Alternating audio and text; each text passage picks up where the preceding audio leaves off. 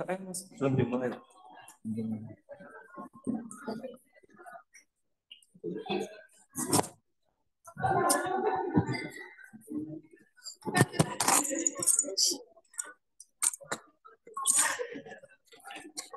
Oh iya, siapa di grab? Oh nganu, desain eh sebenarnya sih kan apa mega cuman di doyo. Soalnya jam 24 jam yang itu, yang lain kan bukan jam 9. Yo kan, yo jam 10 malah.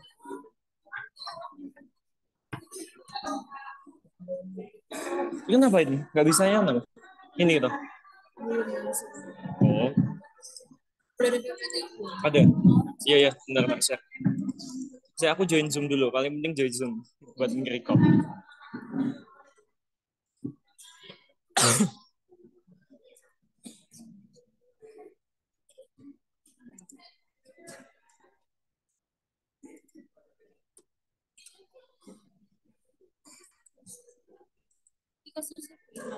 Kasus apa?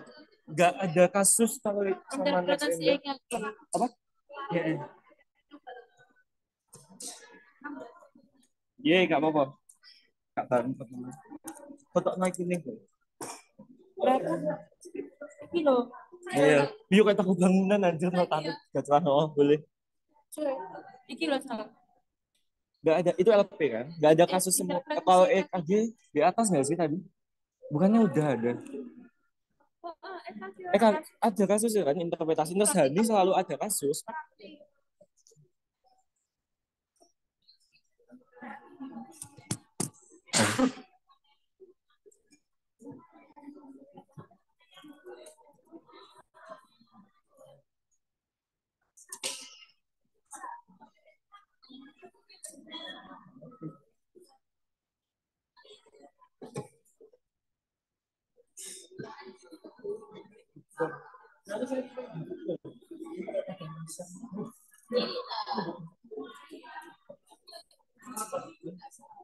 Ya betul.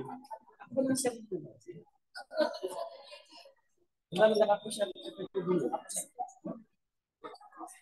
Ini dah. Oh, apa sama. Itu kan harus ada kasus. Kita aku.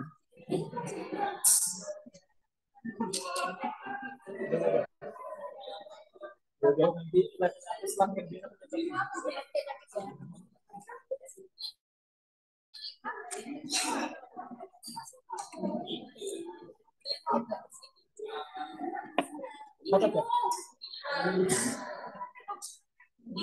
Apa enggak?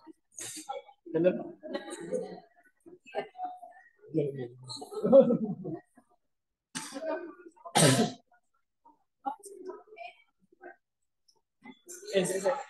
Aku konfirmasi kita kelasnya nanti berapa? Kita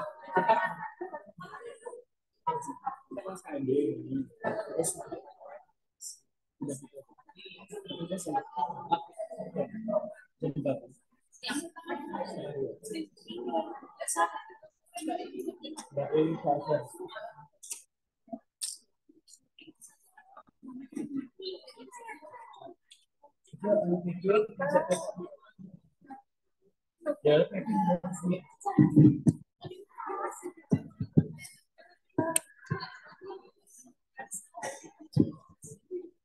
Bisa kita mulai? Bisa. Ya, ini yang kubu sebelah sini kelas reguler gitu ya. Yang sebelah sana agak ini ya. Ini senior itu junior bukan sesepuh ya. Junior, sebelum junior itu harusnya ya. Baik, assalamualaikum warahmatullahi wabarakatuh. Ya, ini pertemuan yang pertama dengan saya. Ini pertemuan ke TM ke berapa ya di KMBKRH? 7 mah udah mau UTS. Udah minggu depan UTS.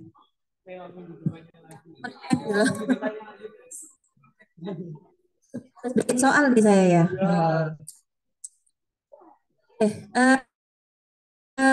Selamat datang. Biasanya saya nggak tahu karena katanya Bu Hani biasanya digabung aja gitu ya.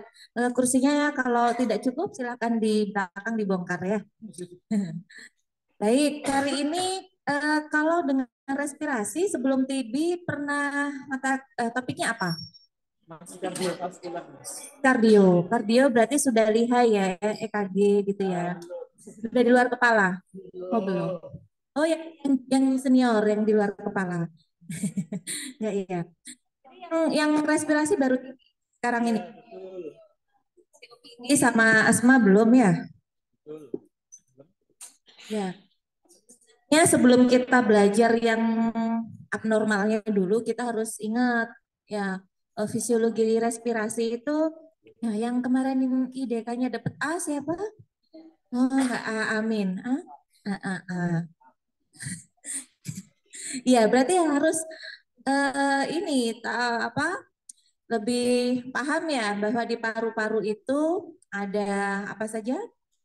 Bronkus, bronkiolus, ya lobusnya ada tiga, dua ya, yang kanan tiga, yang kiri dua. Ada pleura namanya, ada dua pleura, pleura apa aja? Nggak lupa. Ada visceralis, ada parietalis. Nah, di antara itu ada rongga ya. Jadi kalau ada infeksi namanya pleuritis. Nah, sebelum ke situ gitu ya. Jadi nanti saya mengingatkan bahwa biasanya kasus-kasus TB atau tuberkulosis itu bakterinya suka berkoloni gitu ya di dalam parenkim paru gitu. Parunya tadi kan tadi ada beberapa organ ya, ada beberapa lobus ya. Jadi kalau yang di kanan ada tiga, di kiri ada dua, ada yang paru-parunya cuma satu? Nggak ada ya. Nah, oke, jadi nanti penyakit ini berkaitan dengan sistem pernafasan, akan menimbulkan manifestasi yang mungkin ya teman-teman pasti ingat kalau ada gangguan pernafasan itu pertama yang terganggu adalah pertukaran gasnya di alveoli. Kemudian yang kedua pola nafasnya. Ya, jadi nanti kalau pola nafasnya nggak efektif, jadi tidak pernah apa pola nafasnya jadi tidak spontan ventilasinya ya. Tujuan pembelajarannya mahasiswa mampu melakukan simulasi pengelolaan asuhan keperawatan pada pasien dengan TB. Sebenarnya karena tadi saya tadinya mau ngasih kasus kalau yang di sebelumnya mungkin yang sudah pernah download materinya sebelumnya itu ada kasusnya. Di sini nggak ada gitu ya. Nanti saya hapus ya. Diganti dengan asuhan keperawatan secara teorinya. Ini eh, merupakan salah satu penyebab kematian tertinggi di dunia. Ini pada tahun berapa ya? Kalau kita lihat data dari WHO itu parah-parahnya TB itu 2004 ke atas ya. Gitu sekarang kan sudah banyak profilaksisnya ya. Pengobatannya juga sudah berkembang ya. Pada tahun 2011 Indonesia termasuk dalam 5 besar negara dengan angka kejadian TB tertinggi di dunia. Miris ya, karena katanya Indonesia itu subur gemah ripah loh jinawi gitu. Nah, sak penyakitnya subur. Ya, ini, nah itu kan angka dari tahun ke tahun itu meningkat gitu. Karena pertama, kalau nanti kita lihat ya, faktor-faktor yang beresiko terpajan bakteri TB ini, karena dia itu sifatnya anaerob ya. Jadi dia tuh tahan banting gitu istilahnya. Tahan meskipun kadar oksigennya itu sedikit, dia survive ya. Meskipun kadang orang kalau pengobatannya itu kan lama ya, kalau yang teman-teman tahu tuh orang dengan TB itu pengobatannya lama, 6 bulan, 5 bulan. Nah itu kalau dorman ya dia tetap aja tuh bakterinya aktif di dalam gitu ya, dia tidur gitu ya. Nah ini dari tahun ke tahun ya, nah sekarang tahun berapa? Oh nggak update ya, itu tahun 2014 ya. Ya, silakan ditengok masing-masing wilayahnya. Ini bukan prestasi sebenarnya ya. Kalau di COVID itu oh semakin tinggi gitu kayak dulu kok kemarin-kemarin kan waktu COVID teman-teman tahu sendiri ya kok sempat meninggi, melandai gitu ya. Ini dari tahun ke tahun yang dilaporkan, ini datanya dari Kemenkes gitu ya. Saya belum dapat update-nya mungkin buat teman-teman lainnya yang mungkin sempat membaca eh, dari Riskesdas mungkin saya belum melihat ya tahun 2018 itu seperti apa. Ini prevalensi yang paling banyaknya dengan asumsi bahwa jumlah penduduk yang padat ya dengan kapasitas ruangan atau volume geografis itu yang lebih sempit ya. Artinya kalau perhitungan per kapita itu per kapita secara volume atau luasnya itu tidak memadai gitu ya. Yang harusnya mungkin satu rumah itu hanya untuk maksimal 4 orang itu dihuni oleh lebih dari 8 orang. Jadi Oh, kepadatannya kota padat. lebih besar ya dan itu sangat menimbulkan apa ya potensi apalagi kalau didukung dengan sirkulasi yang atau ventilasi yang tidak adekuat maka akan semakin kuat ya apa faktor resikonya. Tuberkulosis paru ini disebabkan oleh bakteri ya cantik banget namanya Mycobacterium. Sudah ada yang kenalan? Oh, belum. Astagfirullah, Jangan sampai tidak ya, mau Nars. cuma tahu aja gitu, merawat aja ya. Nah ini berkaitan dengan TB ini saya punya pengalaman gitu ya. Pasien itu, karena ini berkaitan dengan respirasi ya, makanya saya cerita. Jadi waktu itu di ruangan HCU, saya dinas di ruangan HCU, pasien itu abses cerebral ceritanya. Jadi abses cerebral itu penumpukan apa? Pes ya di Iya, di cerebral cerebral. Nah, otaknya. kita awal-awal itu anaknya masih sadar 456 gitu ya. Kemudian anak ini remaja sih waktu itu ya. Jadi dia masih sadar, kita tanya kenapa sering keluhannya sering Semuanya aja pusing tanya. gitu ya. Nah pada keesokan harinya anaknya sudah tidak sadar ya. Jadi mungkin karena perjalanan penyakitnya juga cepat, anaknya sesak ya. Kita bantu dengan ventilator Ventilator. waktu itu. Kemudian setelah dilihat ternyata yang ada di cerebral itu kumannya kuman TB. Nah, jadi ingat waktu itu anaknya cerita dia riwayat merawat ibunya yang TB, tapi pengobatannya tidak tuntas. Nah, ternyata dari situ ternyata TB itu nggak cuma di paru-paru saja ya, ada yang di tulang ya, ada Betul. akhirnya ke kalau ke Ekstra ekstra paru. pulmonalnya ya ke cerebral itu Cerebral. ya. Jadi ternyata dia bisa bertahan hidup di mana-mana gitu.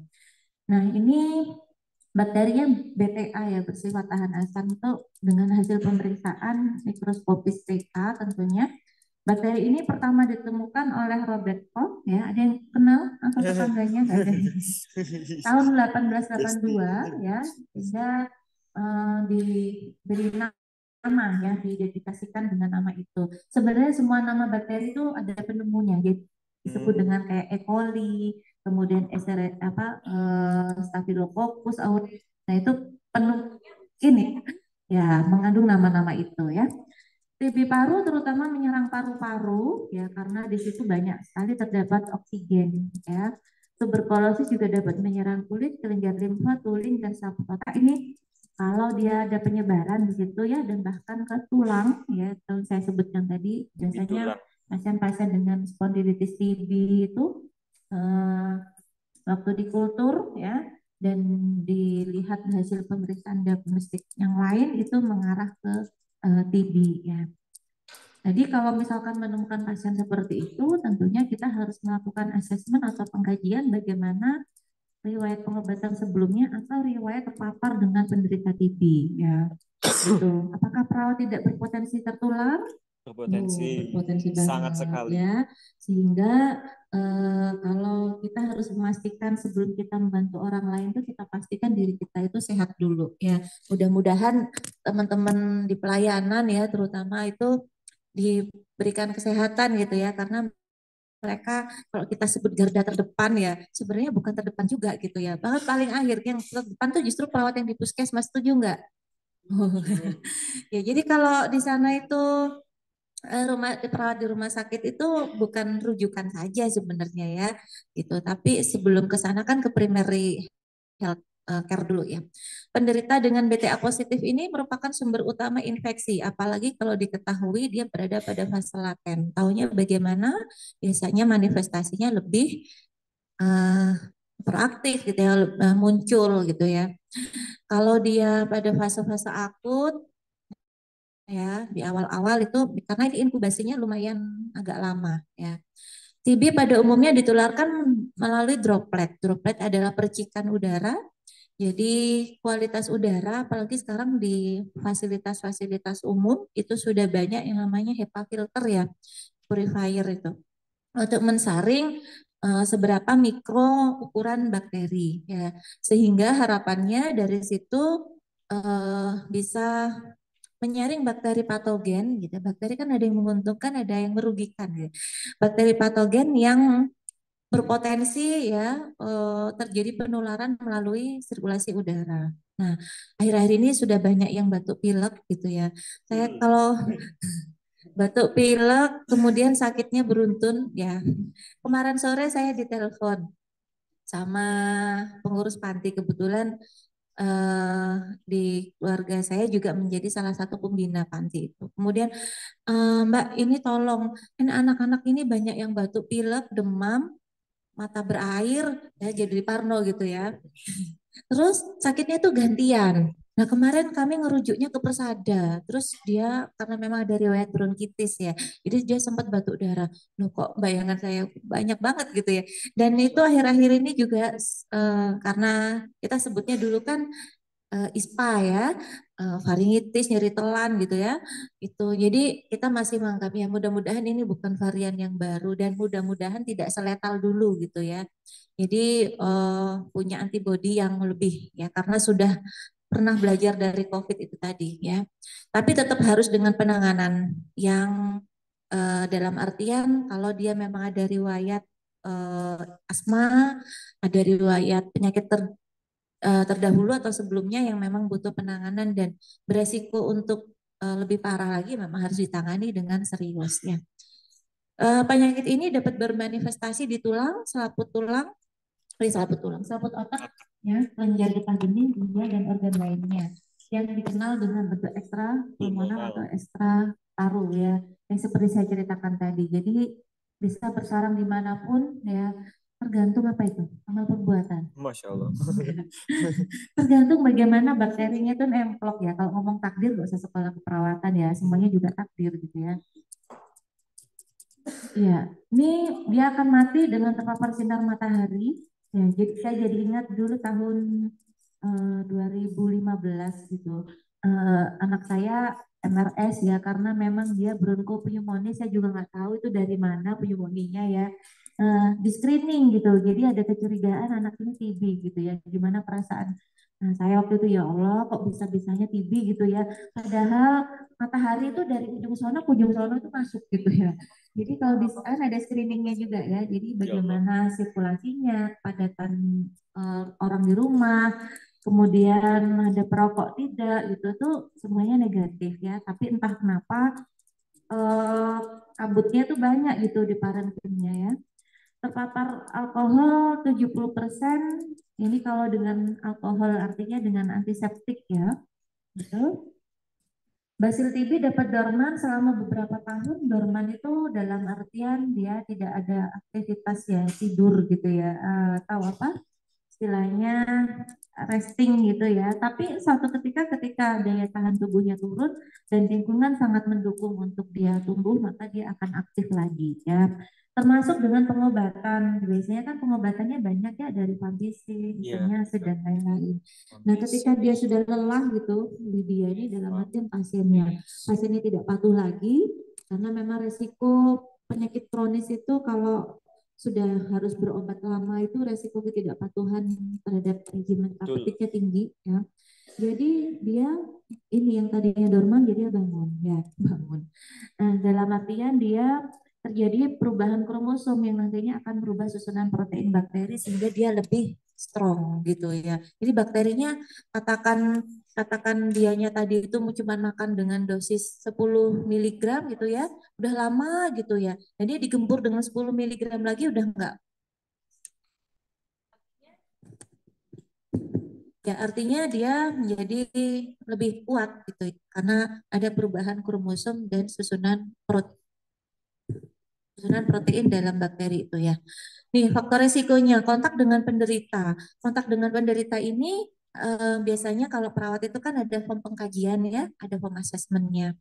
Ada riwayat keluhan utama, riwayat penyakit sekarang, riwayat penyakit terdahulu ya. Termasuk ini dalam riwayat penyakit terdahulu itu ya ditanyakan pernah merawat pasien dengan TB atau kontak dengan penderita TB ya. Kemudian kalau kontak sejauh mana, apakah penderitanya melakukan pengobatan secara tuntas dan seterusnya, gitu ya. Lanjut usia dan anak-anak berhubungan dengan apa kira-kira? Anak-anak itu rentan sakit katanya. Kira-kira ya status imunitas. Artinya di sini status ya status imun dalam tubuh seseorang itu memang dipengaruhi oleh usia dan faktor yang lain. Contohnya metabolisme tubuhnya. Karena kalau sudah banyak makan asam garam kehidupan, semakin tua ya, semakin ditempa dengan ujian, itu metabolismenya meningkat ya. Dengan peningkatan itu ya, apalagi dengan usia sel yang semakin hari semakin bisa dikatakan menurun ya dalam kategori usia. Kalau lansia itu kan pralansia dikurang dari 55 ya kalau dari WHO itu ya. Kalau di atas itu sudah dikatakan lansia ya. Jadi dipengaruhi oleh status imunitas. Ya, kondisi ekonomi ini termasuk dengan kondisi sosial ekonomi termasuk dengan pemukiman padat ya yang dikatakan tadi itu. Jadi satu rumah dihuni oleh beberapa orang gitu ya. Kalau dia satu rumahnya 20 ya nggak apa-apa. Kalau rumahnya kayak Kanjeng Doso gitu nggak masalah ya gitu. Kos-kosan gitu ya. Saya dulu juga gitu kalau di Jakarta ngekos gitu ya. Kos-kosan saya itu dulu ukurannya cuma 2,5 kali 3 ya, udah badan saya slim gitu ya. Itu kamarnya juga sempit gitu ya. Ya udah jadilah gitu ya semakin gerah gitu ya, tapi memang di pemukiman itu padat gitu. Saya dulu tinggal di belakangnya RSCM tuh kan juga lumayan ya tuh, jadi termasuk pemukiman yang padat ya, sehingga sebelum pandemi dulu kita sudah rajin gitu kalau ke daerah sana pakai masker. Nah, apalagi pandemi ya tambah double ya. Paparan pekerjaan ini yang berkaitan dengan aktivitas yaitu tadi kalau di perawat di rumah sakit ya, jangankan perawat gitu, ketika kita masuk ke rumah sakit itu ada penelitian tuh agak menarik ya dulu zaman tahun 2002 kalau tidak salah. Penelitiannya itu mengatakan begini, ya saya nggak tahu relevan nggak nih masih sampai sekarang. Jadi orang naik pesawat gitu ya, itu harus resiko kita terkena masalah atau penyakit di rumah sakit itu resikonya 20 kali lipat lebih tinggi daripada rasa takut kita naik pesawat. Artinya apa? Kita naik pesawat jatuh gitu ya. Tapi ketika kita masuk di rumah sakit itu kita sudah beresiko 20 kali terpapar lebih tinggi ya untuk terkena apa ya, ya banyak mudorotnya gitu ya artinya ya. Ya jadi bakteri itu kan tak kasat mata ya, jadi meskipun yang tak kasat mata lainnya juga banyak ya. Jadi bakteri-bakteri itu ya ada di mana-mana ya, sehingga ketika masuk rumah sakit makanya kenapa anak-anak di bawah usia eh, 12 tahun itu dihimbau untuk tidak datang ke rumah sakit ya, karena memang itu tadi paparan polutannya bakteri di aerosolnya itu tinggi ya. Termasuk juga pekerja pabrikan yang beresiko punya polutan ya, kayak pekerja di asbes ya, perusahaan-perusahaan asbes itu ya, dan lainnya ya. Kondisi malnutrisi, apa itu malnutrisi? Kurangan, kekurangan ya. Sebenarnya malnutrisi itu bukan tentu kekurangan, ke kesalahan bukan. Mal itu nggak lurus apa ya, tidak berada pada tempatnya. Jadi malnutrisi itu bisa kekurangan bisa kelebihan gitu, jadi bisa dia kurus banget bisa dia gemuk banget gitu ya. Tuh, jadi kondisi malnutrisi terutama yang dia di sini defisit nutrisi itu yang sangat berpotensi karena apa gitu, imun itu dibangun oleh makanan ya, termasuk makanan, sehingga apalagi kalau imun kita itu kan dibantu dengan vitamin K ya, dan vitamin K itu ada di pencernaan, sehingga disitulah ketika dia nutrisinya nggak baik, sedangkan pencernaan itu kan mengolah makanan ya, bukan oksigen. Jadi di situ sumber sumber nutrisi yang baik ya akan menghasilkan apa, mendorong imunitas yang baik gitu. Nah, kalau imunitasnya baik ya bakterinya tadi jadi kayak di iklan-iklan gitu ya. Jadi bakterinya tuh pakai apa perisai gitu ya. Baik. Alkoholik ini kenapa dengan alkohol gitu ya? Eh, ada penelitian itu sebenarnya alkoholik itu akan kan di situ banyak banget ya kandungannya ada formaldehid dan lain-lain, golongan etanol gitu ya masuk itu sehingga beberapa orang tuh menjadi hipermetabolik dengan kondisi alkoholikisme gitu ya, alkoholikisme gitu. Jadi dia bisa menurunkan status imunitas. Merokok, nah ini nggak usah Tanya. dijelaskan ya. Oh, kalau sudah berkaitan dengan ahli hisap itu masalah, masya Allah ya. Saya kalau ngasih edukasi, eh, Bapak rokoknya dikurangin ya, gitu. Nggak usah jauh-jauh, suami saya itu sebenarnya perokok aktif lagi. Ya. Dulu, sekarang agak tobat ya. Jadi kalau dikasih tahu rokoknya dikurangin, iya sudah dari 16 berkurang jadi 15. 15 jadi 14 kan berkurang ya. Ya, pinter gitu. Jadi susah kalau ngomong sama ahli hisap itu ya, kalau nggak sakit duluan. Jadi suami saya itu tobat ketika COVID kemarin ya. Jadi waktu COVID dia udah 3 kali sakit gitu ya, wes, terus setelah itu dia berhenti. Jadi ada hikmahnya ya bagi saya COVID ya. Kondisi atau mendapat obat-obatan imunosupresan. Contohnya sebenarnya bukan hanya obat-obatan ya. Kondisi pasien dengan HIV/AIDS ya. Ada mata kuliah HIV nggak ada ya angkatan ini ya. Kalau di yang sebelumnya yang para senior ini ya keperawatan mata kuliah HIV sudah pernah diampu di D3 maksudnya. Ya, ya. Iya, jadi di yang untuk OBE ini apa, topik HIV itu diinsert di masing-masingnya gitu ya. Harusnya kalau angkatan ini di KMB 2 itu nanti berkaitan dengan apa? Berkaitan dengan sistem imunologi ya. Gitu ya.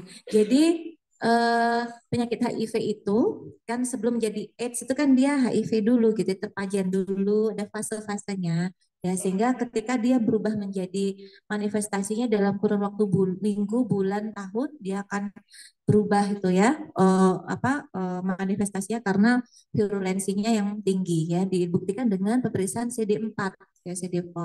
Kalau CD4 dia di bawah 500 ya itu artinya dia penurunan status imun ya.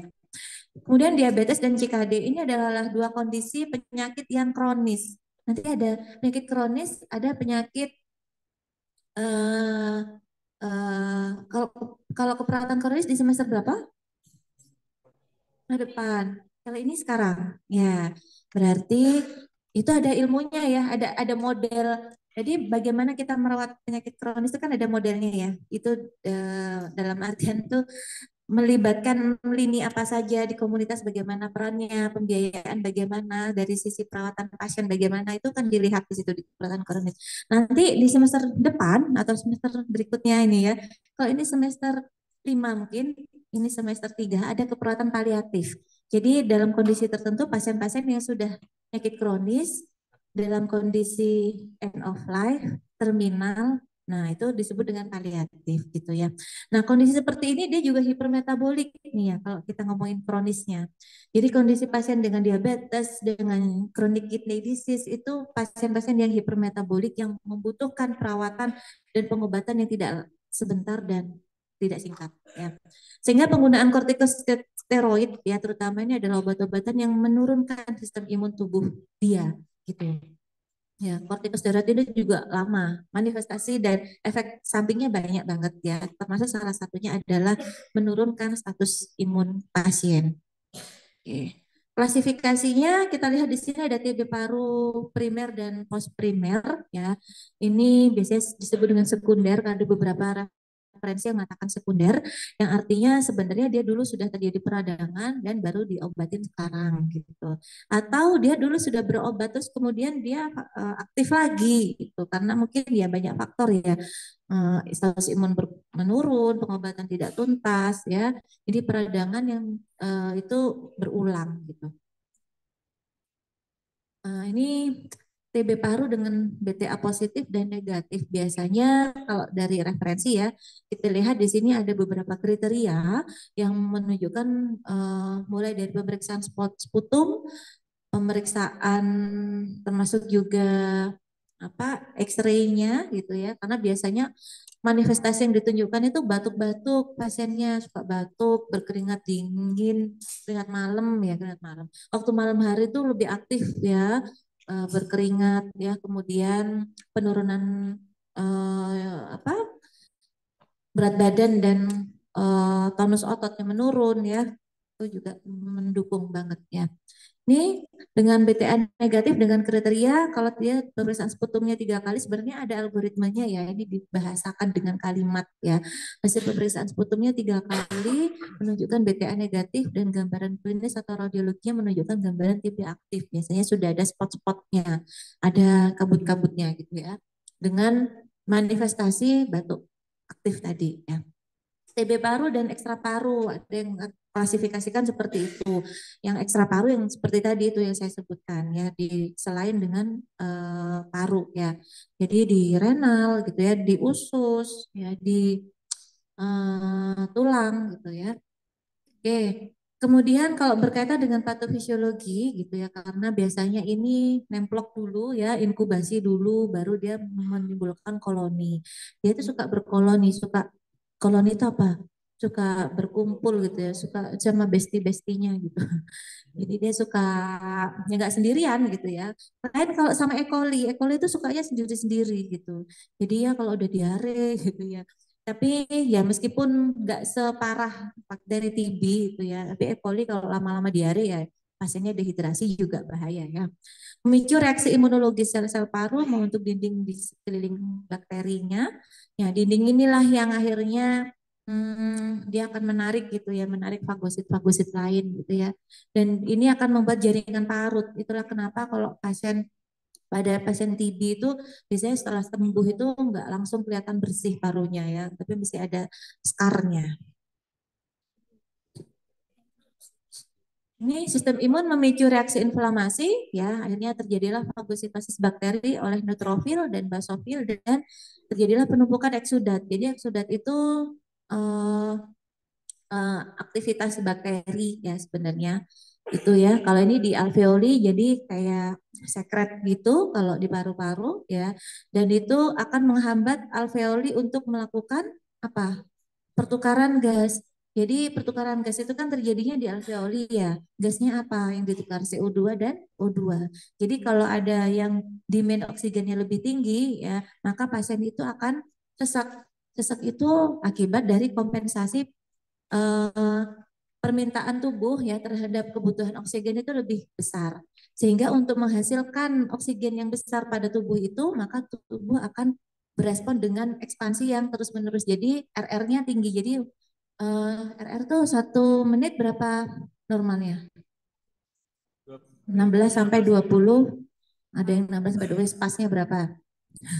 16 sampai 24 ya. Jadi kalau dia lebih dari itu adalah bentuk respon tubuh untuk meningkatkan O2. Jadi dengan menarik gitu ya. Itu namanya bukan sesek Bu, menggos-menggos.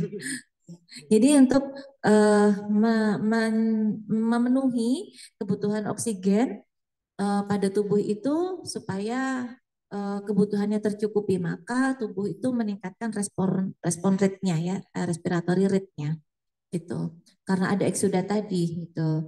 Setelah pemajanan dan infeksi awal, individu dapat mengalami penyakit aktif karena gangguan atau respon yang inadekuat dan respon sistem imun. Artinya sebenarnya kalau dia tadi sudah dengan aktivitas bakteri tadi ya respon imunnya bagaimana dan itu nanti saling berkaitan ya, jadi pengobatannya kemudian manifestasi yang ditimbulkan ya itu saling berkaitan. Kita lihat di sini juga uh, seperti tadi ya, kalau dia dengan uji mantuk tes ya, ada uji tuberkulit ya. Ini kan dari pajanan yang pertama ya, ada bakteri yang dia masuk ya. Kemudian di situ tadi membentuk selaput pada dinding selnya ya. Kemudian dia menjadi aktif ya, akan tampak pada hasil pemeriksaan uji tuberkulinnya. Kalau dia positif ya, tapi dilihat juga itu manifestasinya apa. Kadang ada yang uji tuh TB-nya positif tidak ada manifestasinya. Jadi nanti perlu diulang berapa berapa minggu gitu. Biasanya kalau di apa puskesmas ya.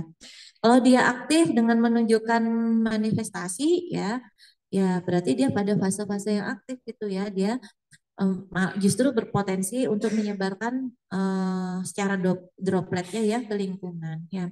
Kemudian di dalam tubuhnya itu akan menyebar secara hematogen ya. Pada beberapa itu juga menyebabkan secara limfogen. Makanya kenapa tadi di atas-atas itu bisa terjadi pembengkakan pada kelenjar getah bening gitu ya pada beberapa orang gitu ya. Tapi tidak selalu ya. Kemudian ini ada yang dengan pengobatan dia bisa sembuh ya atau justru menjadi rekuren. Rekuren itu udah sembuh aktif lagi ya. Itu sehingga orang-orang seperti ini ya biasanya pada lansia itu ya harus diedukasi nutrisi yang cukup ya, hindari merokok ya, berjemur dan lingkungannya juga harus terfasilitasi dengan cahaya matahari supaya faktor resiko tadi itu menjadi kecil gitu ya. Sekalipun dia ada itu harapannya nggak aktif ya, dorman ya. Oke. Manifestasinya dalam bentuk ya banyak nih dari kalau primer ada batuk ya, baik itu batuk kering maupun batuk produktif ya. Ada yang batuk yang lain, batuk jaim. Batuk kering itu tanpa mengeluarkan sekret ya. Kalau batuk produktif itu ya dia dengan produksi sputum atau sekret ya gitu ya. Sehingga pada orang beberapa kondisi tertentu kalau dia memang pasiennya sadar, kita ajari untuk apa? Batuk efektif ya. Kalau orang yang nggak sadar dia apakan? Kalau ada sekretnya nih itu pasiennya TB hati-hati gitu ya. Orangnya nggak sadar terus dia gimana kan? Dissection ya. Selain itu sebelum dissection ya kan harus di aerosol dulu ya dengan obat-obatan mukolitik ya. Kemudian di suction. Dibantu juga postural drainase masih ingat ya. Oh lupa wes ilmunya itu Bu. Dulu diajarin di keperawatan dasar mungkin ya. Jadi postural drainase, vibrasi ya, perkusi. Nah, itu bisa diterapkan pada pasien yang tidak sadar juga ya. Disaksen kalau dia memang purulennya banyak ya. Kemudian dia suka ada demam gitu ya. Demamnya milih-milih lagi sore hari. Ya itu jam pulang kerja soalnya. Enggak. Ya, demam tuh itu tubuh kita tuh punya sirkadian, punya jam tuh, punya ritme. Nah, demam di sini sebagai aktivitas bakteri yang menunjukkan bahwa dia itu ada gitu ya dengan mengeluarkan eh apa namanya zat pirogen namanya ya sehingga dia menjadi demam. Jadi di situ ada proses peradangan. Nah, demam itu kan salah satu bentuk infeksi ya sebenarnya. Ya, jadi nanti ditunjukkan dengan leukosit ini juga bisa. Kemudian ada yang demam tuh baik itu menggigil atau enggak itu sebenarnya tergantung respon tubuh. Karena menggigil adalah bentuk tubuh terhadap peningkatan suhu untuk menurunkan suhu. Jadi harus banyak gerak gitu menggigil ya sebagai respon kompensasi tubuh untuk menurunkan suhu tubuh yang tinggi ya. Keringat malam sebagai respon hipermetaboliknya. Anoreksia ini juga ya terjadi penurunan nafsu makan sehingga terjadi penurunan berat badan. Penurunan berat badan itu akan menjadi aktual ketika dia turun 10% dalam jangka waktu 3 bulan. Ada yang pengen berat badannya turun? Ya, saya juga pengen tapi kalau sakit nggak mau. Ya, ya, jadi penurunan berat badan dalam jangka waktu 3 bulan biasanya dilihatnya begitu ya. Nggak usah 3 bulan gitu ya, 1 bulan udah kelihatan. Oh, itu jadi malnutrisi nanti ya. Ya, ada lagi nanti dengan penilaian yang lain. Kalau pada pasien kanker itu disebut dengan kaheksia. Masih ingat ya, yang senior-senior terutama. Jadi kaheksia itu adalah penurunan berat badan disertai penurunan massa otot, ada albuminnya turun, HB-nya turun ya karena respon hipermetabolik gitu ya. Jadi orang-orang yang hipermetabolik itu ya karena penyakit itu dikatakan hipermetabolik karena dia banyak banget memakan energinya pasiennya itu orang sakitnya ya.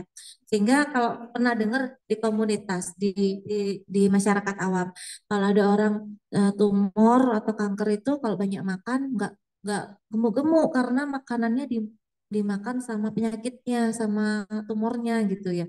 Ya, ya gimana ya? Nggak sepenuhnya benar, tapi ya kalau dipikir-pikir memang karena tadi tuh selnya memang butuh makan gitu ya. Jadi dia hipermetabolis sehingga deposit apa makanannya tadi itu nggak di breakdown ke tubuhnya, tapi digunakan untuk apa ya? Untuk aktivitas selnya tadi. Batuk, berdahak kronis, demam, sesak nafas. Ya, sesak nafas sudah jelas ya karena tadi ada aktivitas inflamasi di paru-paru ya, terutama di alveolinya tadi yang menghasilkan eksudat ya, sehingga gangguan pertukaran gasnya lebih aktual ya. Aktivitas di alveoli kapilerinya itu lebih pertukaran O2 dan CO2-nya menjadi terhambat ya. Jadi pasiennya muncullah sesak nafas. Ada nyeri dada, mungkin nanti juga diperkuat dengan skar tadi yang ada di paru-paru ya. Penurunan nafsu makan, konjungtiva anemis. Kenapa konjungtivanya anemis? Yaitu tadi karena suplai makanannya tidak adekuat ya. Sedangkan makanan itu nanti akan ini ya mempengaruhi metabolismenya ya. Jadi kalau dia HB-nya itu rendah, nanti manifestasinya bisa konjungtiva anemis. Badannya kurus atau penurunan berat badan ya. Ini dalam artian tadi ya, kalau di SDKI itu ya 10%. Ya. Pemeriksaan diagnostiknya eh, jumlah leukosit terutama dan sebenarnya ada uji tuberkulinnya tadi ya di atas yaitu ini juga ada tes cepat molekuler ya. Saya tidak pernah membaca sebenarnya bagaimana hasil bacaannya di TCM itu ya. Jadi dengan hasil pemeriksaan darah leukosit yang meningkat dengan LED-nya juga meningkat ya, kadar HB-nya kadang menurun, kadar natrium atau elektrolit ya. Kenapa kok natrium kadang juga kaliumnya, kalium, natrium ya.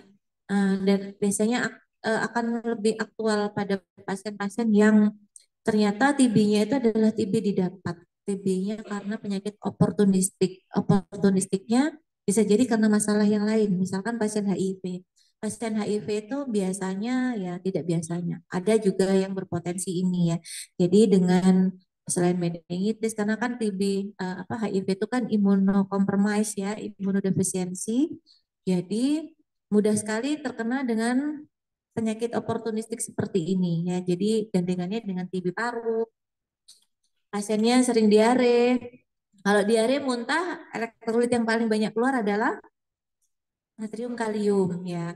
Jadi kalau banyak natrium kaliumnya kan keluar tuh lewat cairan ya. Pasiennya lemes ya. Tapi kalau lansia, kalau lemes pasiennya hipokalemi. Kalau hipokalemi terjadi di ritmia yang di kemarin jelasin Bu Hani mungkin ya. Jadi orang-orang lansia tuh hati-hati ya kalau sudah diare. Beda dengan kita yang masih muda. Gitu ya. Kalau diare masih bisa terus lari. Kalau anak-anak lansia itu harus hati-hati. Kadang dia lari-lari paginya ya, padahal anaknya dehidrasi ya. Tapi ternyata dia hipokalemi gitu ya. Dan pemeriksaan radiologi dengan X-ray biasanya ya. Curiga TB paru aktif apabila dia sudah ada nodul. Nodul itu adalah bercak-bercak ya di lobus parunya. Cavity terutama cavity itu udah bercaknya terus ada selaputnya, ya, ada bungkusnya gitu ya, dipilih oleh bayangan opak berawan atau nodular, bayangan bercak miliar ya bercaknya, apalagi kalau sudah ada efusi pleura. Ya, efusi pleura itu berarti adanya aktivitas cairan ya di antara rongga pleura. Jadi pleura tadi ada dua ya, ada visceral, ada yang parietal. Kalau visceral dia membungkus parunya, kalau parietal dia membungkus rongga toraknya. Jadi semuanya dibungkus dan itu di situ ada cairannya. Ya, jadi sebagai apa ya istilahnya kayak pelumas. Jadi paru-paru itu kan mengembang mengempis gitu ya. Ada yang bisa ngerem paru-parunya untuk tidak mengembang nggak ada ya. Jadi dia involunter ya, sama kayak jantung nggak ada kan ya. Jantungnya berhenti dulu dong, bentar capek gitu nggak ada ya. Jadi involunter. Nah itu jadi di situ ada cairannya. Kalau dia terkena aktivitas bakteri ya, jadilah efusi pleura juga karena ada perubahan cairan onkotik di situ. Ya, bahkan berisiko pleuritis. Ya, curiga TB paru inaktif. Jadi ada fibrotiknya itu jaringan apa namanya jaringan parutnya. terutama pada segmen yang apikal bawah atau posterior lobus atas dan juga segmen lobus bawah. Ya, kenapa kok suka yang di bawah-bawah gitu? Nggak tahu juga. Kalsifikasi atau ya kalsifikasi sama fibrotik hampir sama ya. Biasanya mungkin kalau dokter spesialis radiologi itu punya istilah apa ya, punya definisi yang lain gitu. Cuma kalau kita perawat melihat oh ini ada skarnya gitu ya. Dan juga ada penebalan pleura ya. Ini gambarannya. Ya, oke, jadi ada persubungan atau konsolidasi di segmen apikalnya. Nah, ada juga jadi kayaknya kabut-kabut gitu ya, gitu kalau ada sekretnya. Kalau ada cairan warnanya apa? Hitam atau putih? Hitam. Bercak miliernya itu kan kita ngelihatnya kayaknya kabut semua gitu ya gitu. Iya sih, karena ilmu kita untuk membaca ini tuh nggak bisa sama dengan spesialis radiologi ya. Jadi kalau ada apa namanya bercak seperti itu, otomatis pertukaran gas di alveoli-nya akan terganggu gitu. Singkatnya begitu. Oke, sputum, pemeriksaan sputum sudah diajarin ya, terutama yang reguler tuh. Nah, bagaimana cara melakukan pemeriksaan sputum tuh ya? Sputum itu dahak ya. Jadi kalau orang dengan riwayat batuk produktif ya, ada namanya SPS ya. Jadi sewaktu pagi sewaktu. Bagaimana caranya? Yang pertama, sputum dikumpulkan pada saat dia berkunjung pertama kali, entah itu pagi, entah itu sore ya di polinya. Ini dia membawa pot sputum itu wadah kecil gitu ya, bening biasanya. Dikasih label dulu karena untuk pemeriksaan sputum dan biasanya paling paling validnya itu diambil pada saat pagi hari. Kenapa pagi hari? Karena belum terpapar dengan zat-zat lainnya gitu ya. Masih udara masih bersih dan biasanya orang dengan kalau sudah lama tidur gitu ya, itu refleks batuknya kan menurun gitu ya. Sehingga waktu pagi itu kita lebih aktif bersin batu itu wajar karena ada penumpukan apa ya ya sputum di sini atau penumpukan sekret yang harus dikeluarkan. Jadi waktu pagi itu waktu yang valid sebenarnya ya untuk dia dan jangan lupa diajarin batu efektif sebelum sputum. Jadi bukan yang bercampur dengan saliva banyak itu, jadi salivanya yang akan teranalisa. Jadi bukan dahaknya. Jadi diajarin batu efektif gitu ya. Tarik nafas dulu ya 3 kali gitu baru dihentakan ya. Kemudian difasilitasi dengan minum air putih hangat ya. Sputum dikumpulkan pada hari kedua saat menyerahkan sputum pada pagi hari ya. Ini rangkaiannya gitu, tapi jangan lupa ini paling yang tengah itu ya, itu yang dikumpulkan apa pada pagi hari ya. Jadi bukan pada malam hari waktu tidur enggak ya. Interpretasinya 3 kali positif atau 2 kali positif ya jika 1 kali BTA positif ini dikatakan negatif ya meskipun dia negatif tapi kalau ada manifestasi yang tadi ya ada batuk kemudian ada demam itu harus diulangi ya dia harus berkunjung lagi ya kalau tidak salah di puskesmas itu eh, apa algoritmanya 2 minggu kemudian ya atau 3 minggu itu dia harus datang lagi untuk dites BTA lagi ya. Bila 1 kali positif dan 2 kali negatif dengan hasil 3 SPS tadi, maka dikatakan BTA-nya positif ya. Bila 3 kali negatif ya berarti BTA-nya negatif ya. Artinya memang bukan TB ya. Ya. Apa sih bedanya dengan pneumonia gitu? Beda bakterinya Bu. Ya iya gitu. Satunya pneumonia bakterinya ya. Yang satunya TB gitu ya jelas. Manifestasinya sama batuk juga ya, tapi tidak ada penurunan apa? Tidak ada pastinya tidak demam ya, tidak berkeringat di malam hari. Ya, penurunan berat badannya tidak signifikan kalau pneumonia itu. Oke. Tata laksananya ini yang jelas faktor resikonya tadi diidentifikasi dan dikurangi. Mana yang menjadi faktor resikonya itulah yang dikurangi ya. Dan termasuk juga dengan pengobatan ya. Pengobatan TB paru itu ada 2 fase, yang pertama ada fase intensif dan yang kedua fase lanjutan. Yang dikatakan orang mengatakan dia sampai 6 bulan gitu ya. 2 sampai 3 bulan dan 4 dan fase lanjutannya 4 atau 7 bulan ya. Kalau yang dulu-dulu tuh kalau tidak salah 6 bulan harus efektif lanjutannya yang pertamanya dia 3 bulan. Panduan obat utamanya sebenarnya banyak lininya ya.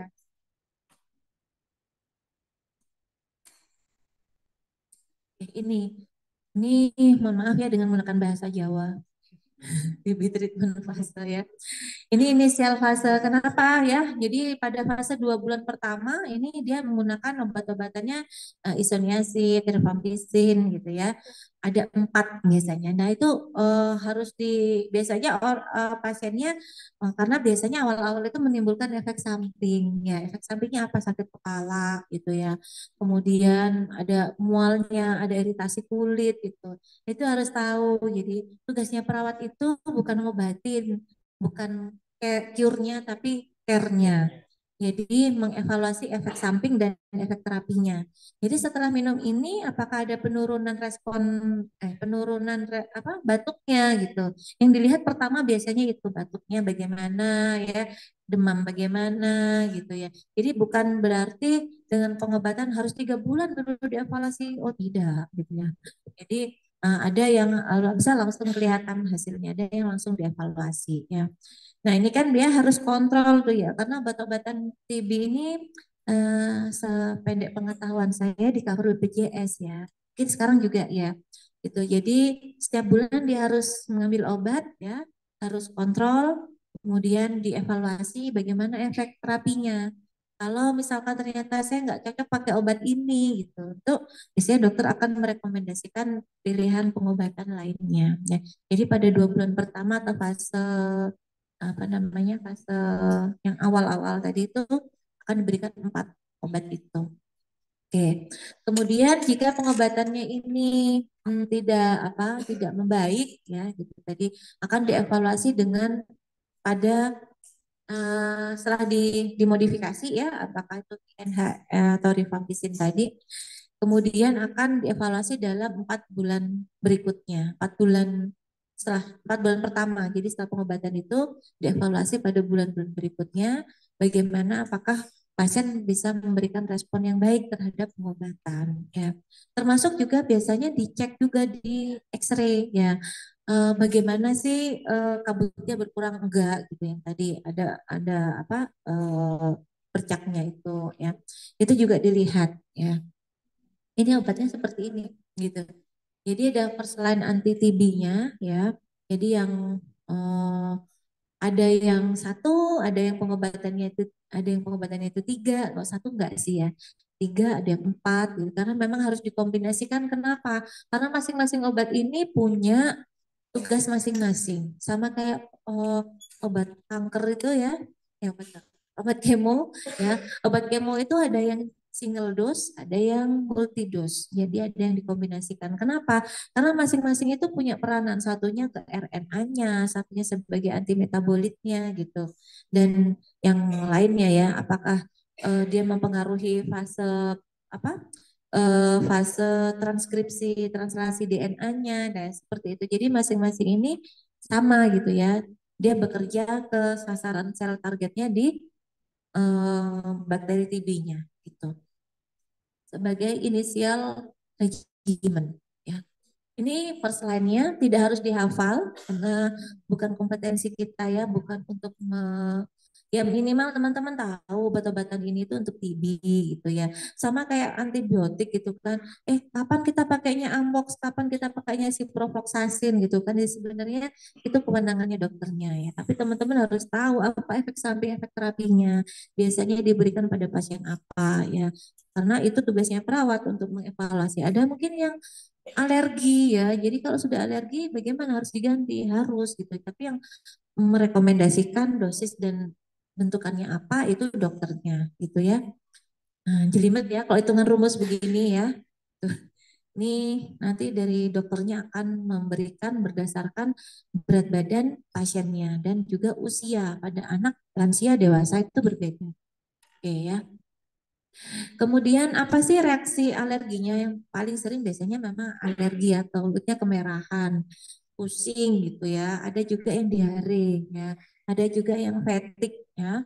Kemudian mual muntah kalau sudah serius seperti itu ya. Ya harus bertahan sama kayak obat kemo itu kan tidak semuanya orang itu bisa bertahan. Kadang karena dia itu hipermetabolit ya.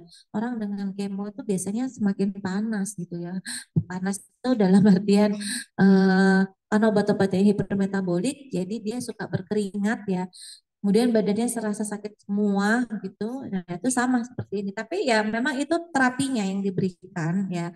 Selama dia bisa mentoleransi ya tetap akan dipertahankan karena melihat dari efek terapi yang diberikan itu bagus ya. Ya meskipun efek sampingnya juga banyak ya. Apalagi kalau ada hepatic toxicity harus hati-hati nanti dilihat SGOT, SGPT-nya ya teman-teman di sini.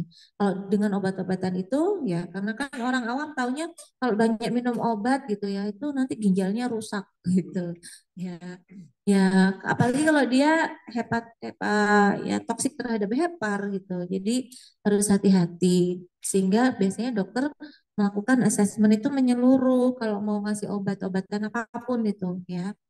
Ya, ini jenis obatnya, ini edukasinya yang harus diberikan. Nanti akan muncul di belakang tuh ada diagnosa ketidak efektifan terhadap manajemen terapeutik atau kurang pengetahuan gitu ya di SDKI-nya sehingga edukasinya tidak hanya pengobatan saja sehingga apa sih yang bisa meningkatkan imun ya termasuk nutrisi nanti itu akan diberikan ya ini apa konsekuensinya kalau pengobatan itu tidak tuntas pasien yang nggak kontrol ya seperti tadi yang saya sebutkan jadi terjadi perubahan DNA-nya ya sehingga susunan proteinnya menjadi lebih berbeda dan bakterinya menjadi lebih kuat. Oke.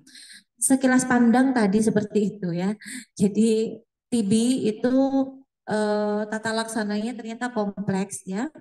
Dan sebagai perawat teman-teman harus tahu bagaimana apa yang harus dilakukan terutama dalam fase-fase asesmen. Atas atasnya ini asesmen. Jadi pengkajiannya terutama keluhan utamanya apa, mulai kapan sih gitu ya. Jadi kalau kita ingat namanya mnemonic PQRST, bagaimana, kapan munculnya, kemudian meradiasi sampai mana gitu ya.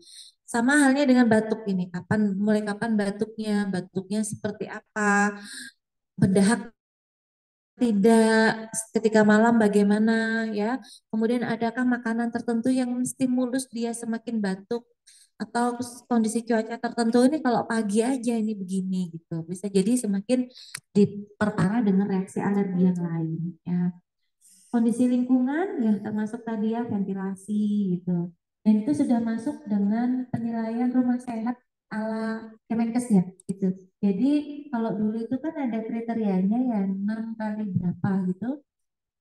Terus rumah ketika tidak ada ventilasinya itu bukan sebagai rumah sehat meskipun orangnya yang menghuni cuma satu. Ya, rumahnya gede tapi yang menghuni satu atau dua gitu.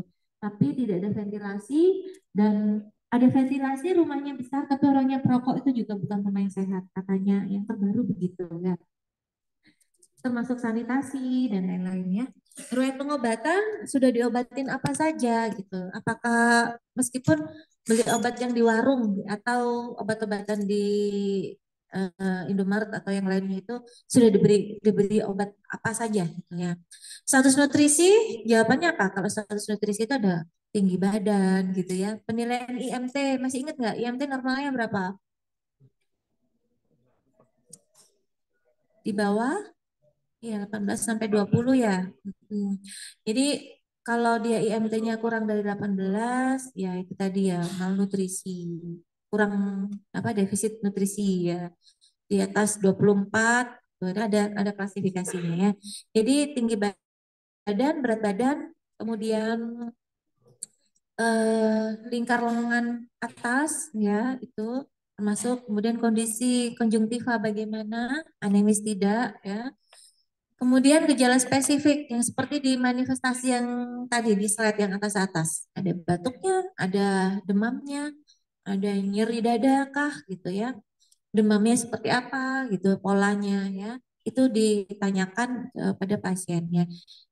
Kemudian pemeriksaan fisiknya terfokus ya. Jadi kalau memang keluhannya TB selama tidak ada keluhan yang lain ya kita fokuskan pada pemeriksaan torak ya. Prinsipnya apa? IPPA ya, inspeksi, palpasi, perkusi, auskultasi. Ya, jangan dibalik ya. Kalau di abdomen baru dibalik ya, dibalik istilahnya bukan pasiennya. Ya, auskultasi, inspeksi gitu ya. Inspeksi, auskultasi, palpasi, perkusi ya. Nih, di paru masih ingat vokal fremitus itu apa?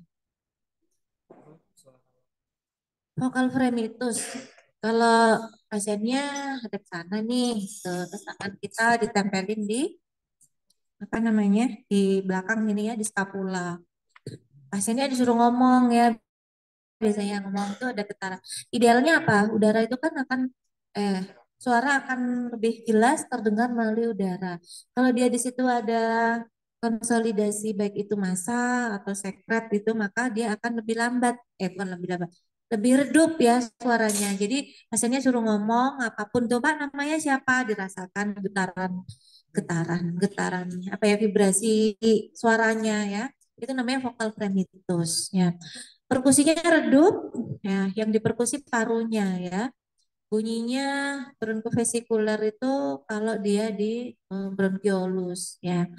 Adanya ronki terutama di apeks paru, ya ronki itu normal enggak? Enggak ya. Normalnya vesikular dan bronkovesikular sebenarnya ya. Pada infeksi yang luas dapat ditemukan deviasi trakea ke sisi paru. Saya kok nggak pernah lihat ada pasien TB dengan deviasi paru ya, ke sisi yang terinfeksi ya. Oke, salah. Oke, oke. Tadi belum ada ininya ya, pemeriksaan diagnostik yang mungkin pakai yang awal-awal tadi ya, dengan TB, apa, pemeriksaan uji tuberkulin positif ya, kemudian pemeriksaan BTA-nya tadi macam-macam ya, ada BTA positif, BTA negatif ya. Ya, masalah keperawatan. Nah, ini kalau sudah beranjak ke masalah keperawatan ini sebenarnya tergantung dari eh, apa kondisi klinisnya pasien. Kondisi klinis ini antara satu pasien dengan yang lain bisa jadi tidak sama. Banyak faktor ya, karena kan pasien itu katanya unik ya. Pasien yang unik apa perawat yang unik? Pasien itu unik gitu ya, subjektif sama kayak nyerinya. Ya. Bersihan jalan nafas. Jadi kalau dirunut dari ABC ya, bersihan jalan nafas tidak efektif ya. Karena apa? Didukung dengan adanya sputum ya, adanya dahaknya. Kemudian pasien dengan gangguan pertukaran gas dulu nih. Sebelum pola nafas harusnya ke pertukaran gas. Dilihat dengan pemeriksaan apa kalau pertukaran gas? BGA ya. AGD, analisa gas darah atau blood gas analisa. Kemudian gangguan pola nafas, jadi dilihat di belakang ada defisit nutrisi, kemudian ketidakefektifan manajemen kesehatan, ketidakpatuhan, kurang pengetahuan, ya dan lain-lain itu sesuai kondisinya masing-masing. Bisa jadi apa ya kalau dia ada ras, ada alergi tadi ya resiko kerusakan kualitas kulit. Kalau dia ada peningkatan leukosit, ada pasiennya demam, ya resiko infeksi gitu ya teman-teman ya. Kalau misalkan dengan pasiennya nggak sadar, TB kayak yang saya ceritakan pasien tadi ada abses cerebral dari TB paru, jadi TB ekstrapulmoner ya. Pasiennya nggak sadar, jadinya defisit perawatan diri ya dan lain-lain gitu ya. Oke, kita kupas satu-satu. Bersihan jalan nafas tidak efektif ya katanya teman-teman yang merumuskan SDKI. Ketidakmampuan membersihkan sekret atau obstruksi jalan nafas untuk mempertahankan kepatenan jalan nafas ya. Artinya ada masalah di airway-nya gitu. Ya, sepakat ya. Ditunjukkan oleh pasien itu batuk tidak efektif ya atau tidak mampu untuk batuk ya sehingga sputumnya menumpuk di terminalnya ya di mulutnya di kerongkongan ya atau mungkin di paru ya itu kan juga sebagai jalan nafas ya ditunjukkan lagi dengan ronki ya yang positif ya di kedua lapang paru atau di salah satu ada sianosis taunya sianosis dari mana dari kulit dari makosa bibir, dari mana lagi? Dari kuku, ya. Frekuensi nafasnya berubah, kemudian pola nafas juga berubah. Frekuensi nafas berarti hitungan kali per menit. Kalau pola itu berkaitan dengan reguler, irreguler. Ada yang Kussmaul gitu ya, ada yang dia giant stroke gitu ya. Itu kalau dilihat dari spirometri begitu. Kemudian SLKI-nya bersihan jalan nafasnya harusnya ya nama nama redaksionalnya bersihan jalan nafas gitu ya. Itemnya banyak yang dinilai. Jadi batuknya efektif, produksi sputumnya berkurang, wheezing negatif, dyspnea tidak ada ya. Jadi frekuensi napasnya menjadi normal dan sianosis tidak ada gitu ya. Jadi nanti dilihat tuh ada kriterianya tuh penilaiannya 1 sampai 5 kalau tidak salah. Jadi semakin besar itu ada yang nilainya itu semakin buruk, semakin besar ya. Ini kemudian intervensinya sebenarnya bisa mengambil latihan batuk efektif atau manajemen jalan nafas, pemantauan respirasi dan lain-lain. Ya, utamanya itu pendukungnya banyak ya. Teman-teman lihat di SIKI itu banyak sekali. Nah, intervensi keperawatan itu ada 4. Yang pertama adalah observasi, yang kedua adalah terapeutik, yang ketiganya adalah edukasi, yang keempatnya adalah kolaborasi. Ya, sebenarnya 4 itu. Cuma kalau di intervensi di Nanda, di Siki itu ada yang 3 ya. Ada yang mungkin edukasi nggak ada atau mungkin kolaborasi nggak ada. Ya, ini ada observasi. Apa yang harus dilihat? Pertama adalah ada kalau diinspeksi dulu ya pasiennya tanpa sianosis enggak gitu ya observasinya kemudian sputumnya tampak tidak gitu ya karena pasien-pasien begini ya kalau sudah sputumnya banyak apalagi kalau pasiennya sudah terpakai tracheostomi ya nah itu udah lebih ini apa produksinya lebih masif lagi gitu ya kemudian terapeutiknya diberikan posisi semipolar, pasang perlak bengkok di dekat pasien, ambil sekretnya dengan melakukan suction kalau perlu ya, dan edukasi, jelaskan tujuan dan prosedur batuk efektif dan ajarkan teknik nafas dalam dan batuk efektif seperti apa. Kolaborasinya dengan pemberian mukolitik jika perlu. Apa bedanya mukolitik dengan ekspektoran? Ada yang tahu mungkin? Apa itu? Kalau politik mengincarkan terus kalau ekspektorat membantu menstabilkan batuknya. Ya, ekspektoran tuh menekan pusat batuknya ya. Ya mukolitik itu berarti muku itu kan mukus ya, litik itu pecah ya, memecah. Mukolitiknya contohnya pemberian obat-obatan dengan pentolin ya, dengan nebulizer. Ekspektoran itu kalau dia tidak berdahak ya, jadi jangan salah kalau batuknya berdahak justru dikasih ekspektoran, tambah kekel. Ini sedikit hasil penelitian orang gitu ya, sebagai evidence-nya. Saya terus terang tidak pernah melihat alatnya di Indonesia gitu. Kalau saya lihat di YouTube itu rompi apa namanya itu ya, fibra fibra fibrofast ini, vibrasi fast ini prinsipnya hampir sama dengan perkusi vibrasi. Jadi ini dengan ada kompresornya pada pasien dewasa dan anak berbeda ya. Itu digetarkan gitu. Jadi rompinya tuh berusaha menurun apa ya membantu sekret itu ke jalan nafas supaya lebih mudah untuk dikeluarkan gitu. Pada pasien yang sadar maupun yang tidak sadar ya. Oke. Singkatnya begitu. Gangguan pertukaran gas, kelebihan atau kekurangan oksigen, sehingga dia ada ini ya, gangguan eliminasi CO2 pada membran alveoli kapiler. Jadi gangguan pertukaran gas CO2 dan O2 di alveoli. Ya, ditunjukkan dengan hasil pemeriksaan BGA-nya. Ada istilahnya asidosis, sudah diajarin belum ya?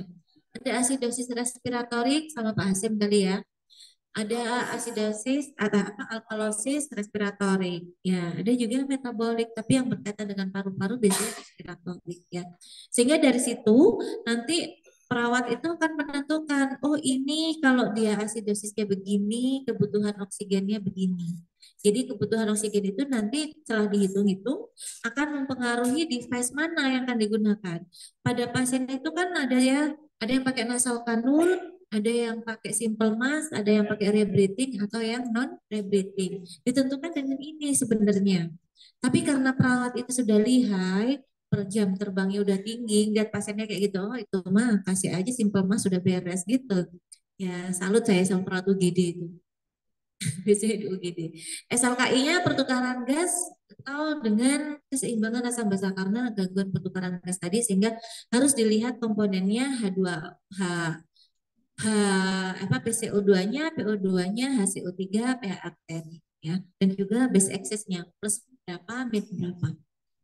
Oke, sikinya atau intervensinya, pemantauan respirasi atau dengan menggunakan terapi oksigen. Kalau pemantauan respirasi berarti observasi RR-nya, polanya bagaimana ya. Kemudian terapi oksigennya. Kalau terapi oksigennya ini dengan kalau memerlukan bantuan eh, oksigen nantinya ya. Tapi yang ini nih di atas ini adalah sikinya pemantauan respirasi gitu ya. Nanti di terapi oksigen itu kita pakainya yang ini pola nafas tidak efektif. Nah ini kan contohnya dengan penggunaan otot bantu pernapasan. Kan normalnya tidak ada penggunaan otot bantu nafas ya. Pola ekspirasi normalnya 1:1. Jadi kalau ekspirasinya lebih panjang daripada inspirasinya, resiko asma namanya ya. Pola nafasnya abnormal, pola nafas yang tadi itu ya irregular gitu. Kalau irregular itu berarti antara jadi ya inspirasi ekspirasinya nggak sama. Oke, intervensinya dengan monitoring pola nafas, bunyi nafas tambahan, dengan diposisikan semipolar, lakukan fisioterapi dada jika perlu, suction jika perlu, dan jangan lupa sebelum melakukan suction itu harus dihiperoksigenasi terlebih dahulu, terutama pasien-pasien yang dirawat di ruang ICU dengan menggunakan ventilator. Biasanya suctionnya pakai closed suction gitu ya. Kalau dulu kan zaman zaman saya itu masih open, open tuh yang pakai kateter tip itu loh, Bapak Ibu ya. Jadi yang kateter tip itu satu untuk pasien itu ya ditaruh di botol kalau sudah. Nah kalau yang sekarang tuh pakainya close. Jadi close itu sudah nempel di alat ventilatornya gitu ya di patetisnya itu. Nanti kalau dia lama dilakukan suction tinggal ditarik ya itu lebih lebih safe untuk pasien dan perawat ya. Tapi jangan lupa itu kan karena harus dilepas ya. Jadi kalau orang-orang dengan penggunaan oksigen itu yang nggak sadar terutama harus dihiperoksigenasi dulu karena saat kita melakukan suction itu memberikan jeda ya berikan jeda jadi jangan sampai pasiennya setelah disaksen tambah hiperkapnium ya tambah sesak ya. Edukasinya kenapa harus dengan cairan kira-kira karena dengan cairan itu akan membantu memobilisasi sekret jadi kalau teman-teman batuk selain dengan batuk efektif ya dengan minum air putih hangat itu sangat membantu ya.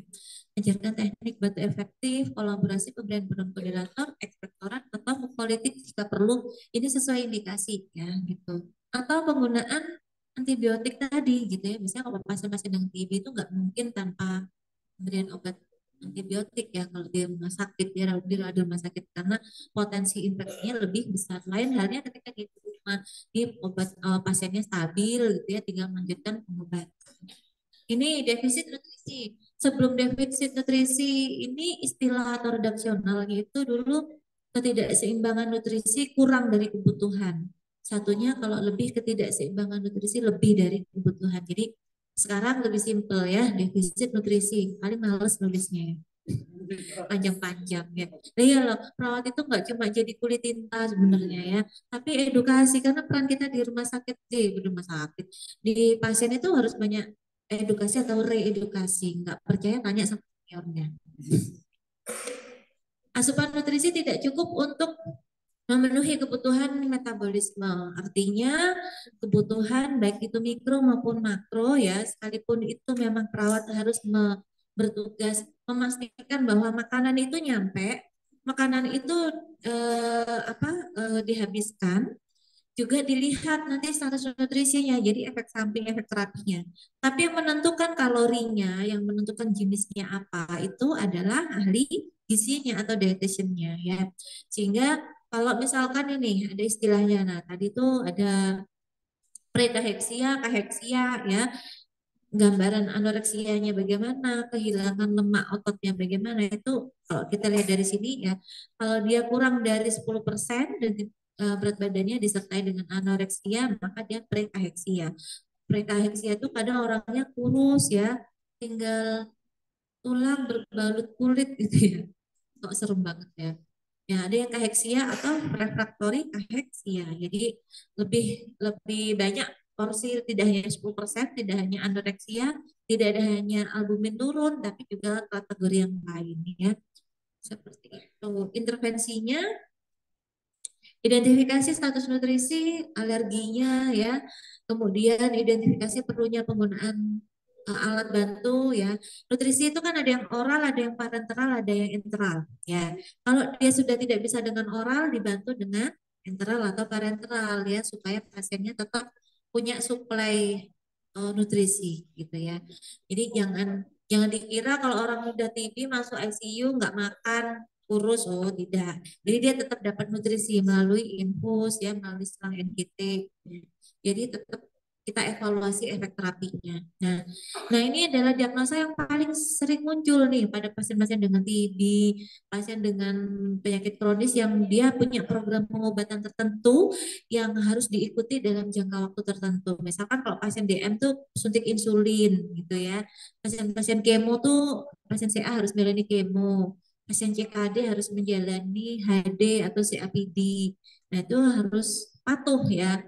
Apa implikasinya kalau nggak patuh ya? Jadi nanti penyakitnya menjadi rekuren, tubuhnya menjadi lebih lemah ya, penyakitnya morbiditasnya lebih banyak gitu ya. Faktor yang mempengaruhi ketidakpatuhan itu ternyata berasal banyak banget ya, kalau di situ kita lihat salah satunya adalah sosioekonomi. Nah, di sini ada penelitian terkait dengan family supportnya. Ternyata gitu ya, pada banyak hasil penelitian terutama di penyakit kronis, compliant atau adherence pasien itu banyak sekali dipengaruhi oleh family ya. Makanya ada lagunya ya, keluarga itu adalah segalanya gitu ya, harta yang paling berharga gitu ya. Kalau nyanyi wes nanti dari tangga itu kan ya itu, jadi artinya family support itu sangat pengaruh, sangat memiliki peran yang besar terutama terhadap pasien dalam mengikuti pengobatan ya, karena tadi obatnya banyak banget ya, buru-buru itu ya minum obat apa itu alerginya udah muncul ya. Kalau nggak udah ada support keluarga, pasiennya udah desperate, itu udah nggak mau lagi melanjutkan pengobatan. Ya, intervensinya identifikasi kepatuhan menjalani program pengobatan, buat komitmen menjalani program pengobatan dengan baik, diskusikan hal-hal yang dapat mendukung atau menghambat. Contohnya seperti tadi ya, kalau ada efek sampingnya ya, termasuk biasanya apa? Biaya ya, ya enggak? Biaya itu ya, ya untungnya obat-obatan ini masih di cover juga sama BPJS juga ya. Ya sudah habis.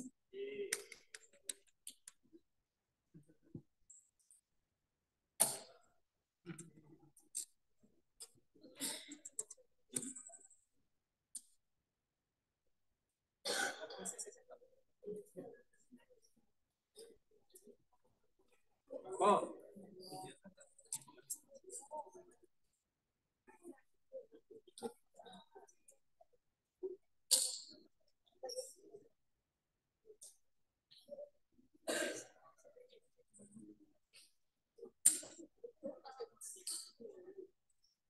Saya rasa itu ada yang mau ditanyakan untuk praktikum.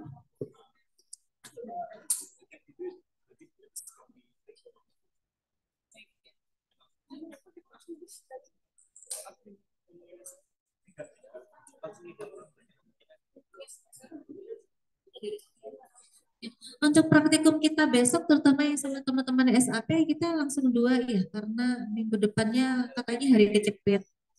Hari kecepet. Jadi WSD sama trakestomi ya. Jadi yang WSD SOP yang sudah saya berikan, teman-teman baca gitu ya. Nanti prinsipnya sebenarnya tidak ada perubahan ya. Tidak ada perubahan itu dalam artian harapan saya teman-teman tuh sudah pernah gitu ya melakukan, sudah tahu barangnya gimana. Jadi bisa kita tinggal review gitu ya. Beda kalau saya teman reguler kan belum pernah gitu ya. Jadi nanti silakan dibaca-baca karena mungkin besok kita akan langsung masuk ke kelas-kelas, tidak ada kelas besarnya. Jadi nanti kita biasanya dibagi menjadi berapa? 3 ya. Alatnya katanya Mbak Igi satu manekin dewasa yang trakestomi, itu ada dua, satu dewasa, satu anak gitu. Jadi mungkin kalau dibagi dua saja bagaimana? Ya, bagi dua nanti saya masuk ke kelas satu satu gitu. Ya, kita diskusi di situ. Kita mulai besok setengah 8 ya, gitu ya.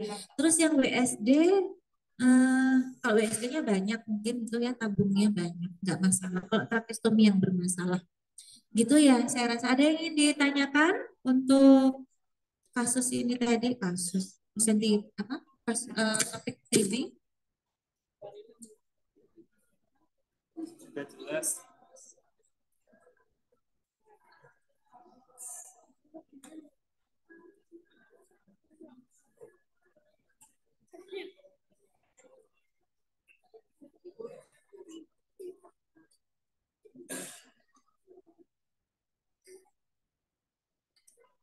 Mbak, masuk tema materi hadap ya? Ini belum.